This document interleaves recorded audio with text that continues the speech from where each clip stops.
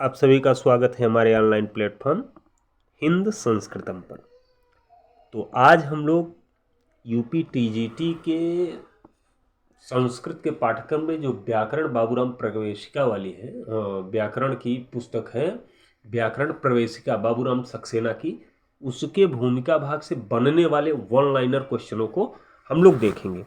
इसको अभी छोड़ देते हैं, तो यहाँ से देखते हैं हम लोग। देखें, वेदांग कितने हैं? तो वेदांगों की संख्या 6 मानी गई। कितनी मानी गई? 6 मानी गई। कौन कौन? छंद, कल्प, ज्योतिष, निरुक्त, शिक्षा और व्याकरण। ये क्या माने गए? 6 वेदांग माने गए। अब वेदांगों को वेद का क्या माना गया? तो व्याकरण को मुख माना गया। ठीक है, जब व्याकरण आप नहीं पढ़ेंगे, ऐसे समझिए, मेरे कहने का तात्पर्य, व्याकरण कैसे जान जाएंगे कि व्याकरण ही मुख है वेद का? व्याकरण के बगैर आप वेद का उच्चारण नहीं कर पाएंगे। व्याकरण के नियमों को जब तक आप नहीं पढ़ेंगे तो किसी भी वेद या किसी भी भाषा को आप ऐसे समझ लीजिए नहीं पढ़ सकते, नहीं समझ सकते, नहीं लिख सकते। शुद्ध शुद्ध क्लियर हो गई। छंद सांग वेद का पाद है। पाद अर्थात पैर। क्या है? पैर है। अब कैसे आप पहचानेंगे कि छंद पैर ही होगा? तो इसको पहचानने का सबसे बड़ा अच्छा ट्रिक ये है कि छंद पद्य होता है। क्या होता है? पद्य होता है। और पद्य का मतलब हो गया कविता। कविता पे डांस ही तो होता है, नाच गाने ही तो होते हैं। और नाच गाने किस माध्यम से होते हैं? पैरों से शुरू होता है ना, इसीलिए छंद को क्या कहा गया? पैर कहा गया। अब कल्प क्या है? हाथ है। ठीक है, सांगवेद का। ज्योतिष क्या है? नयन है। नयन का मतलब है नेत्र। इसको आप समझ रहे हैं? ज्योतिष से देखने का काम होता है, इसलिए इसको नयन कहा गया। निरुक्त सांगवेद का कान है। क्या है? निरुक्त सांगवेद का कान है। शिक्षा क्या है सांगवेद का? तो यह शिक्षा जो है यह सांगवेद का मुख है। क्या है? सांगवेद का मुख है। ठीक है, देखते रहिएगा। क्षम्यताम, शिक्षा सांगवेद का जो शिक्षा है वो सांगवेद का नाक है। मुख तो व्याकरण है ना। ठीक है, ये बात क्लियर हो गई। आगे बढ़े। अच्छा, इसको आप एक श्लोक के माध्यम से भी कह सकते हैं कि छंदः पादौ तु वेदस्य हस्तौ कल्पोऽथ पठ्यते ज्योतिषां नयनं चक्षुर्निरुक्तं श्रोत्रमुच्यते शिक्षाघ्राणं तु वेदस्य मुखं व्याकरणं स्मृतं तस्मात् सांगम अधीत्येव ब्रह्मलोके महीयते। इसको आप याद कर लीजिएगा। छंदः पादौ तु वेदस्य हस्तौ कल्पोऽथ पठ्यते ज्योतिषां नयनं चक्षुर्निरुक्तं श्रोत्रमुच्यते शिक्षाघ्राणं तु वेदस्य मुखं व्याकरणं स्मृतं तस्मात् सांगम अधीत्येव ब्रह्मलोके महीयते। इसको इस तरह से आप करेंगे तो याद हो जाएगा। फिर देखें, इस पे विचार करें। उच्चारण पर विचार करने वाला वेदांग कौन सा था? दिया है ना, उच्चारण पर विचार करने वाला वेदांग है तो शिक्षा है। उच्चारण पर विचार करने वाला वेदांग कौन है? शिक्षा है। शिक्षा के प्रतिपादन के लिए किसकी रचना की गई? तो शिक्षा के प्रतिपादन के लिए प्रातिशाख्यों की रचना हुई है। किसकी रचना हुई है? प्रातिशाख्यों की रचना हुई है। यास्क मुनि ने शब्द निरुक्ति संबंधी महत्वपूर्ण ग्रंथ निरुक्त लिखा था। किसने लिखा था? यास्क मुनि ने शब्द निरुक्ति संबंधी महत्वपूर्ण ग्रंथ निरुक्त लिखा था। तो आपसे क्वेश्चन कर लेगा कि निरुक्त के लेखक कौन है? तो यास्क है। कौन है? यास्क है। और यास्क ने अपनी इसी निरुक्त में शब्दों का चतुर्विध विभाजन किया। क्या किया था? शब्दों का चतुर्विध विभाजन किया था। यास्क ने ही सर्वप्रथम शब्दों का चतुर्विध विभाजन किया था। अच्छा, उन जो चतुर्विध विभाजन किया उसका नाम क्या था? उसको क्या क्या कहते हैं? तो चतुर्विध विभाजन था, पहला नाम, आख्यात, उपसर्ग और निपात। याद रखिएगा, नाम, आख्यात, उपसर्ग और निपात, इन चतुर्थ शब्दों के विभाजन यास्क ने किया था। क्लियर हो गई बात? यास्क का समय क्या था? तो 800 ईसा से पूर्व। किसका? यास्क का समय अनुमान से 800 वर्ष ईसा पूर्व है। क्लियर हो गई बात? पाणिनि से पूर्व के व्याकरण, पूर्व के वैयाकरण कौन कौन थे? तो पूर्व के वैयाकरण हो गए, पूर्व माने पहले के, तो इंद्र, वायु, भागुर, साकल्य, शाक्टायन, गार्ग्य, गालव, यास्क, आपिसाल, कास, कृतस्न आदि थे। ठीक है, स्फोटायन प्रभृत भी थे। और बाद के वैयाकरण पाणिनि के तो कात्यायन हुए, पतंजलि हुए, हेमचंद्र हुए, भट्टोज दीक्षित हुए, वरदराजाचार्य हुए, नागेश भट्ट आदि हुए। ठीक है, संस्कृत शब्द हम लोग पढ़ते हैं, इसकी व्युत्पत्ति देख लीजिए। सम क्री अक्त सुट का आगम हुआ था। ठीक है, तो सम अब आप ऐसे भी कर सकते हैं, सम फिर प्लस फिर शुट, फिर उसके बाद क्री कर लीजिए, फिर आपका हो जाएगा आपका ये त, क्या हो जाएगा त। ठीक है, प्रत्यय जुड़ जाएगा। इतनी बात क्लियर, आगे बढ़े।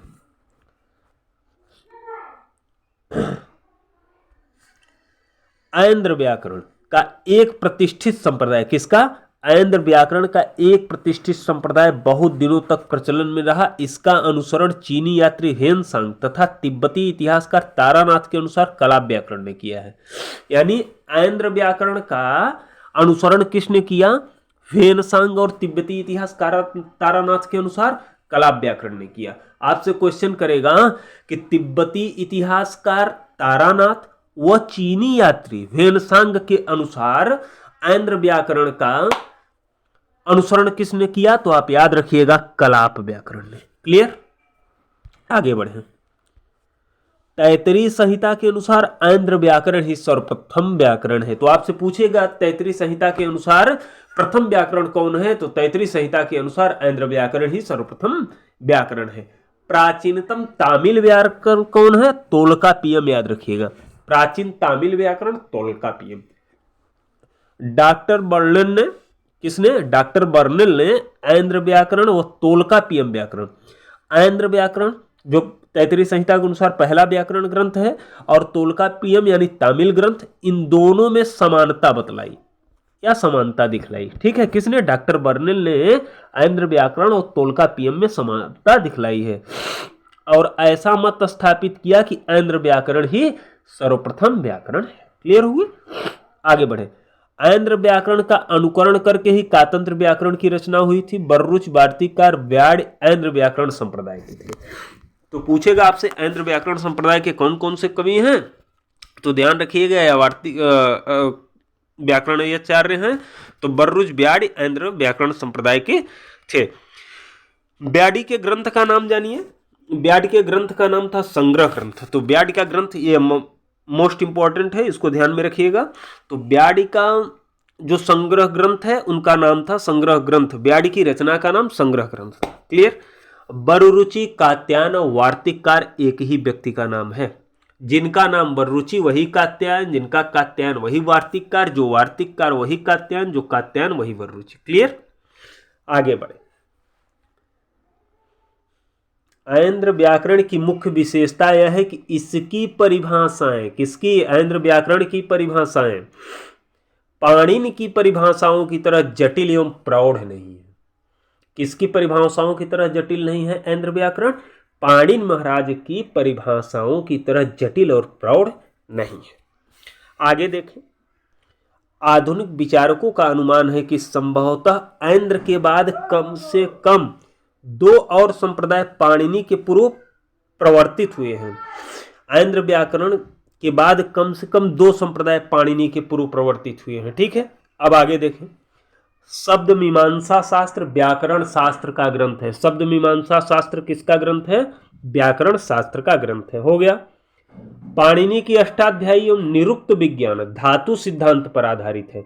आपसे क्वेश्चन करेगा कि पाणिनि की अष्टाध्यायी एवं निरुक्ति विज्ञान किस सिद्धांत पर आधारित है? तो आप ध्यान रखिएगा कि पाणिनि के अष्टाध्यायी एवं निरुक्ति विज्ञान धातु सिद्धांत पर आधारित है। किस सिद्धांत पर आधारित है? धातु सिद्धांत पर आधारित है। चले आगे बढ़े। पतंजलि का समय आपसे पूछ सकता है 150 तो पतंजलि का समय लगभग दूसरी शताब्दी है। क्या है? दूसरी शताब्दी, 350 के करीब ईस्वी पूर्व। तो वररुचि का समय है लगभग चौथी शताब्दी, 450 के करीब में। पाणिनि का समय लगभग 5वीं शताब्दी। हो गया। 5 सूत्रों को छोड़कर समस्त सूत्र मूल रूप में सुरक्षित हैं। किसके? अष्टाध्यायी के। इसके अष्टाध्यायी के। ठीक है, 5 सूत्रों को छोड़कर समस्त सूत्र मूल रूप में सुरक्षित है। हो गया, आगे बढ़े। डॉक्टर वासुदेव शरण अग्रवाल ने पाणिनि का समय 500 ईस्वी पूर्व से 400 ईस्वी पूर्व के बीच माना है। कौन? डॉक्टर वासुदेव शरण अग्रवाल ने पाणिनि का समय 500 ईस्वी पूर्व से लेकर के 400 ईस्वी पूर्व के बीच में माना है। हो गया। फिर आपसे अगली कड़ी में देखें, मैक्स मूलर ने पाणिनि का समय 350 ईस्वी पूर्व निर्धारित की थी। किसने? मैक्स मूलर ने पाणिनि का समय 350 ईस्वी पूर्व निर्धारित किया था। फिर अगला देखें, कथा सरित सागर सोमदेव ने लिखा था। कथा सरित सागर किसकी रचना है? सोमदेव की रचना है। कथा सरित सागर तरंगों में लिखी गई है। किसमें लिखी गई है? तरंगों में लिखी गई है, याद रखना है आपको। पाणिनि आधुनिक अटक जिले के सालातुर नामक ग्राम के निवासी थे। कहाँ? पाणिनि अटक जिले के सालातुर नामक ग्राम के निवासी थे। पतंजलि के महाभाष्य से पता चलता है कि पाणिनि की माता का नाम दाक्षी है। केवल अब दाक्षी नाम नहीं याद रखना है, अब यह भी याद रखना है कि पतंजलि के महाभाष्य से पता चलता है कि पाणिनि की माता का नाम दाक्षी है। आगे बढ़े। कथा सरित सागर के चतुर्थ तरंग की एक कथा के अनुसार पाणिनि के गुरु उपवर्ष थे। अब आपको क्या याद रखना है? अभी तक तो हम लोग याद कर लेते कि पाणिनि के गुरु उपवर्ष या वर्ष, यही याद करते थे ना। लेकिन अब ये भी याद रखिएगा उसके साथ में कथा सरित सागर के चतुर्थ तरंग के अनुसार। अब कथा सरित सागर किसकी रचना है? तो याद रखिएगा सोमदेव की रचना है। कथा सरित सागर किसमें लिखी गई? तरंगों में लिखी गई। क्लियर? आगे देखें, कथा सरित कात्यायन ब्याड इंद्रदत्त के समकालीन पाणिनि थे। कात्यायन ब्याड इंद्रदत्त के समकालीन पाणिनि। पंचतंत्र के एक श्लोक के अनुसार, देखिए पंचतंत्र के एक श्लोक के अनुसार पाणिनि की मृत्यु व्याघ्र के हाथों हुई थी। किसके हाथों? व्याघ्र के हाथों। पाणिनि की निधन तिथि संभवतः त्रयोदशी थी। पाणिनि की निधन तिथि संभवतः त्रयोदशी थी। वैयाकरण विद्वान त्रयोदशी तिथि भी आज भी व्याकरण नहीं पढ़ाते हैं। जो व्याकरण के विद्वान हैं त्रयोदशी की तिथि पर व्याकरण न पढ़ते हैं न पढ़ाते हैं। पाणिनि के ग्रंथ अष्टाध्यायी में लगभग 4000 सूत्रों से निर्मित है और 8 अध्यायों में विभाजित है। प्रत्येक अध्याय में 4 पाद, कुल 32 पाद हैं। आगे बढ़े। अष्टाध्यायी के बारे में थोड़ा सा बताया गया है, क्या क्या है इसमें। प्रथम अध्याय में व्याकरण संबंधी संज्ञाएं एवं परिभाषाएं हैं, देखिएगा आप। द्वितीय अध्याय में समासों का विस्तृत विवेचन तथा कारक की व्याख्या है। तीसरे अध्याय तथा 8वें अध्याय में कृदंत प्रकरण है। चौथे तथा 5वें अध्याय में तद्धित प्रकरण है। 6ठे व 7वें अध्याय में तिंग सुप प्रत्ययों से संबंधित प्रक्रियाएं हैं। 8वें अध्याय में संधि प्रकरण भी है। आगे देखें, व्याकरण को संक्षेप करने के लिए पाणिनि ने 6 साधनों का प्रयोग किया है। महत्वपूर्ण है। क्या है? महत्वपूर्ण है। पहला प्रत्याहार, जो इक अच अण इण उड़ है आपका ये। अनुबंध, फिर गण, संज्ञाएं, अनुवृत्ति और जगह जगह कई सूत्रों पर लागू होने वाले स्थानों के लिए पूर्वोत्तरा असिद्धम का भी इन्होंने प्रयोग किया है। ठीक है। एक शब्द को याद रखिएगा, रंज शुन और धन गीस से रजकी शब्द बनता है। ठीक है, इसको बिल्कुल याद रखिएगा। कभी भी किसी भी समय परीक्षा में पूछा जा सकता है कि रजकी में कौन सा प्रत्यय है। स्त्री तो गीस याद रखिएगा, गीप नहीं गीस। ठीक, आगे बढ़े। अब इसको एक सारणी से याद कर लीजिए, इसीलिए मैं वहां बहुत फोकस नहीं किया कि अष्टाध्यायी के किस अध्याय में क्या है। तो प्रथम अध्याय में संज्ञा एवं परिभाषाएं, द्वितीय अध्याय में समास तथा कारक, तृतीय अध्याय में कृदंत प्रकरण, चतुर्थ अध्याय में तद्धित प्रकरण, पंचम अध्याय में तद्धित प्रकरण, षष्ठ अध्याय में तिंग सुप संधि, सप्तम अध्याय में तिंग सुप, अष्ट अध्याय में कृदंत संधि। ठीक है, आगे बढ़े, इसके आगे चलें। फिर देखें इत संज्ञा करने वाला सूत्र कौन कौन सा है। इत संज्ञा करने वाला सूत्र कौन कौन सा है। प्रत्याहार बनाने वाला इत संज्ञा करने वाला सूत्र हलंत्यम है। इत संज्ञा करने वाला पहला सूत्र कौन सा है? हलंत्यम है। ठीक है।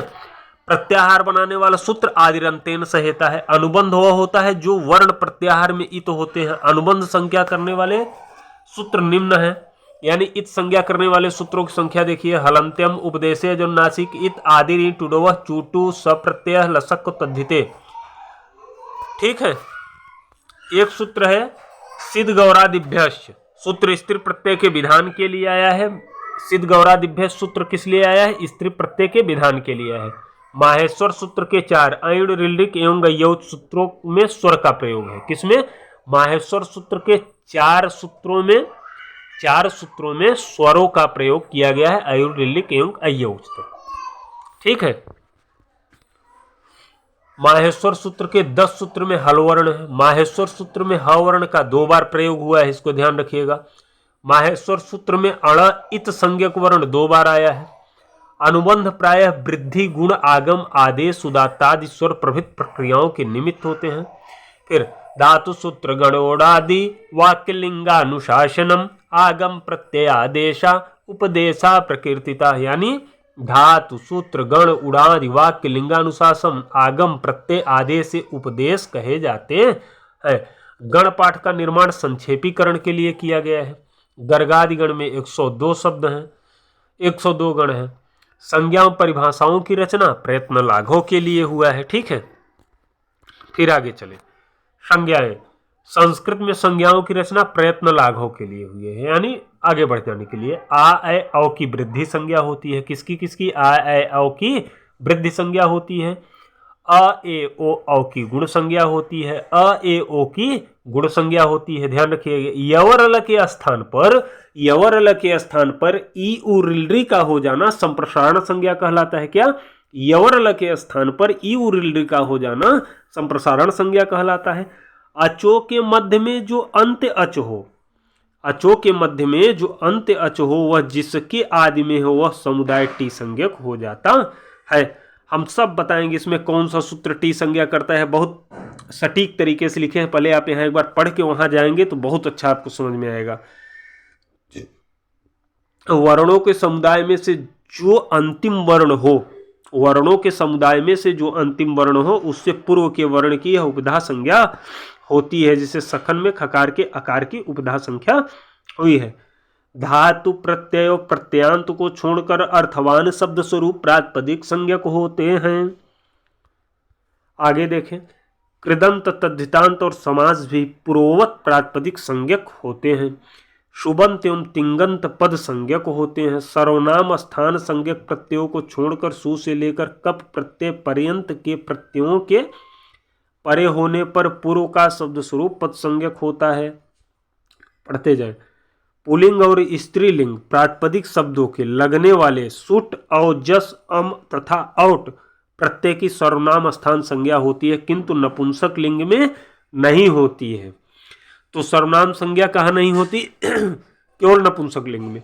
जिस शब्द के आगे कोई प्रत्यय जोड़ा जाए उस प्रत्यय के पूर्व संपूर्ण शब्द समुदाय को अंग कहते हैं या अंग संज्ञा करते हैं। सु से लेकर कप तक के प्रत्ययों में यकार अथवा स्वर से आरंभ होने वाले प्रत्ययों के आगे जोड़ने पर पूर्व शब्द की भ संज्ञा होती है। दाप और दैप को छोड़कर दा और धा स्वरूप वाली धातुओं की क्या होती है? घु संज्ञा होती है। यानी दाप और दैप को छोड़कर दा और धा स्वरूप वाली धातुओं की घु संज्ञा होती है।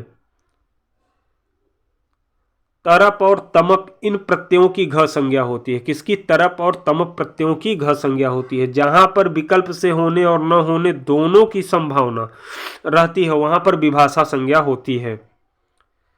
त और तौतु इन दोनों प्रत्ययों की निष्ठा संज्ञा होती है। किसकी? त और तौत इन दोनों प्रत्ययों की निष्ठा संज्ञा होती है। अचो में अव्यवहित हल संयोग संज्ञक होते हैं। अचो से अव्यवहित हल संयोग संज्ञक होते हैं। वर्णों की अंत्य सन्निधि संहिता संज्ञक होती है। वर्णों की अत्यंत सन्निधि, अंत नहीं, वर्णों की अत्यंत सन्निधि मतलब निकटता, अत्यंत निकटता संहिता संज्ञा कहलाती है। दीर्घ इकार, दीर्घ उकार, आयकार, द्विवचनांत, ये तीनों द्विवचनांत हो तो पद प्रगृह संज्ञक कहे जाते हैं। धातु से किए गए तिंग और सित प्रत्यय सार्वधातुक होते हैं। तो तिंग और सित का मतलब क्या है? जिसमें ती इत संज्ञक हो और शी इत संज्ञक हो, श इत संज्ञक हो, और प्रत्यय सार्वधातुक होते हैं। धातु से विहित एवं तिंग सित से भिन्न प्रत्यय अर्धातुक संज्ञक होते हैं। सत्र तथा सानज दोनों का नाम सत है, ध्यान रखिएगा। तालु आदि स्थान और अभ्यंतर पर्यंत ये दो जिस वर्ण के साथ तुल्य हो वे वर्ण आपस में सवर्ण होंगे। अब इसको थोड़ा सा समझिएगा। कंठ तालु आदि उच्चारण स्थान, जो आपके उच्चारण स्थान है वे अभ्यंतर प्रयत्न, बाह्य प्रयत्न और अभ्यंतर प्रयत्न, बाह्य प्रयत्न एवं अभ्यंतर प्रयत्न, यहां तालु आदि स्थान तथा अभ्यंतर प्रयत्न, ये दो मतलब समझिए कि संपूर्ण जो आपके उच्चारण स्थान है वो, और एक आपका जो प्रयत्न होता है दो होता है, एक अभ्यंतर प्रयत्न एक बाह्य प्रयत्न। लेकिन अभ्यंतर प्रयत्न और उच्चारण स्थान जिन वर्णों का समान हो, तुल्य हो, तुल्य का मतलब समान, समान हो तो वही वर्ण आपस में सवर्णी कहे जाएंगे। ठीक है, स्पष्ट हुई ये बात? नहीं स्पष्ट हुई होगी थोड़ा सा वीडियो को बैक करके 10 सेकंड के लिए फिर से देखिएगा, निश्चित यह बात समझ में आएगी। चलिए यहां से फिर देखना शुरू करिए। वृद्धिरादैत सूत्र वृद्धि संज्ञा करता है। अदिंग गुण सूत्र गुण संज्ञा विधायक सूत्र है, यानी गुण संज्ञा करने वाला सूत्र है। देखिएगा वृद्धिरेच अदिंग गुण, ठीक है, इन सब में वृद्धिरादैच अदिंग गुण को बहुत ध्यान से रखिएगा। जब इसका एक सूत्र आ जाता है वृद्धिरादैच का वृद्धिरेची, तो हम लोग कंफ्यूज हो जाते हैं कि वृद्धिरादैच वृद्धि संज्ञा करता है कि वृद्धिरेची करता है। ठीक है, अदिंग गुण इसी तरह है तो ध्यान रखिएगा। ठीक है, एक सूत्र आ जाता है आदि गुण, उसमें हम लोग कंफ्यूज हो जाते हैं, आदि गुण अदिंग गुण और वृद्धिरेच वृद्धिरादैच, तो अब कंफ्यूज नहीं होना है। इगेयण संप्रसारण संज्ञा करने वाला सूत्र है। अचो अंत्यादि टी, इस सूत्र से टी संज्ञा होती है। आपसे क्वेश्चन पूछ सकता है टी संज्ञा विधायक सूत्र है, 2-3-4 ठो दे देगा उसमें। अलो अंत्यादि पूर्व उपधा सूत्र से उपधा संज्ञा होती है। अर्थवद धातुर प्रत्यय प्रातिपदिकम से क्या होती है, प्रातिपदिक संज्ञा हो जाया करती है। क्लियर? अगला सूत्र देखें, कृतद्धित समासाश्च से क्या होती है, प्रातिपदिक संज्ञा होती है। प्रातिपदिक संज्ञा करने वाले दो सूत्र प्राप्त हुए, अर्थवत धातुर प्रत्यय प्रातिपदिकम। अगला सूत्र जो प्राप्त हुआ वह हुआ कृत तद्धित समासाश। ठीक है, अब पद संज्ञा करने वाला सूत्र देखिए, सुप्तिगंतम पदम, यह पद संज्ञा करता है। स्वादिष्ट सर्वनाम स्थाने सर्वनाम स्थान संज्ञक होते हैं। शुड नपुंसक सर्वनाम स्थान संज्ञक सूत्र है। यस्मात् प्रत्यय विधि तदाति प्रत्यंगम सूत्र से अंग संज्ञा होती है। यचिभम, इस सूत्र से भ संज्ञा होती है।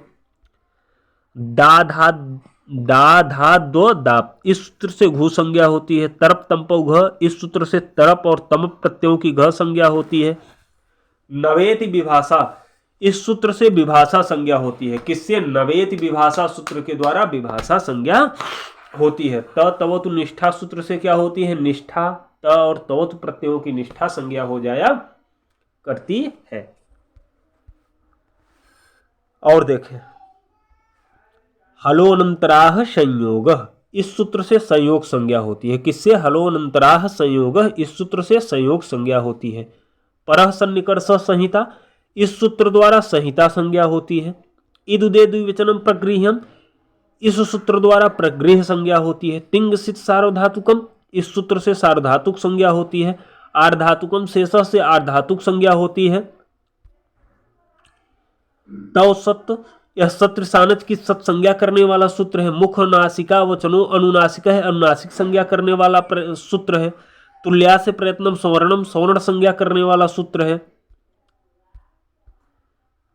वात्सनेयी प्रातिशाख्य प्रणेता कौन है? वात्सनेयी प्रातिशाख्य प्रणेता कात्यायन है। यह हुआ आपका यहां तक। ठीक है, इसको देख लीजिएगा एक बार आप लोग, पुनः एक बार दो बार करके वीडियो को देखिएगा, निश्चित बात समझ में आएगी। यदि बात नहीं समझ में आती है तो आप कमेंट कर सकते हैं। मुझसे प्रमादवश कोई भूल हो गई है, ठीक है, तो उसके लिए भी आप सजेस्ट कर सकते हैं कमेंट में, मैं उसमें सुधार करने का पूरा प्रयास करूंगा। और आप लोगों का कमेंट सुझाव मेरे मार्गदर्शन को प्रशस्त करेगा, मेरे मार्ग को आगे बढ़ाएगा। तब तक आप लोग जरूर मेरा सहयोग करें, इसके लिए आपको धन्यवाद। मिलते हैं किसी नेक्स्ट वीडियो में, तब तक के लिए आप सभी को धन्यवाद।